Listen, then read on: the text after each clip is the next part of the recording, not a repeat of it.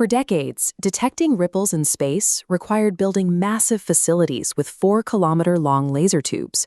But a new approach aims to catch the most elusive ghost in physics using a simple tabletop device.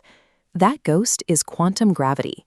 For nearly a century, physicists have struggled to reconcile the heavy, predictable laws of gravity with the jittery, erratic nature of quantum mechanics. On one side, we have Albert Einstein, whose work describes gravity as a smooth, continuous curve that shapes the entire universe. But when you try to calculate how that smooth curve interacts with vibrating quantum atoms, the two sets of rules repel each other. Because these systems refuse to work together on paper, finding a way to unify them has become the ultimate quest in modern physics. Decades ago, a physicist named John Wheeler proposed a solution to this conflict. He suggested that if we could look closely enough, we'd see that space is not actually smooth. At the absolute microscopic level, space boils with random bubbles and distortions, a chaotic state Wheeler called spacetime foam. The problem was that different mathematical models predicted entirely different types of bubbles.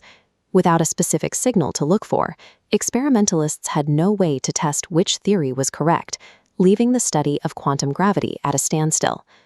Recently, researchers at the University of Warwick introduced a framework that resolves this ambiguity.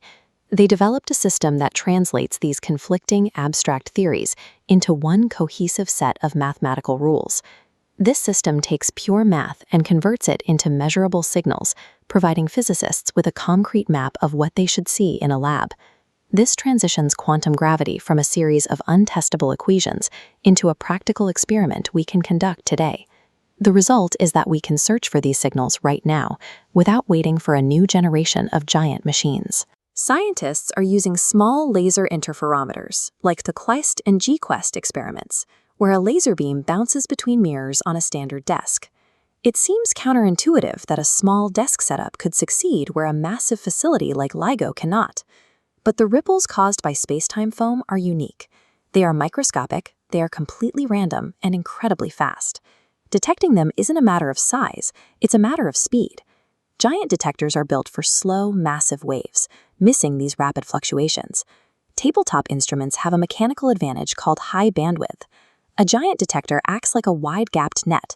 A small, fast wave passes through unnoticed. But the tabletop instrument acts like a tightly woven grid. Its high-frequency range snacks signals that larger machines miss. This frequency range provides the sensitivity needed to isolate the signal patterns predicted by spacetime foam.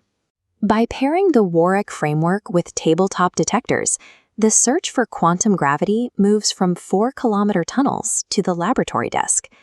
To see how these experiments develop, please like, comment, and subscribe.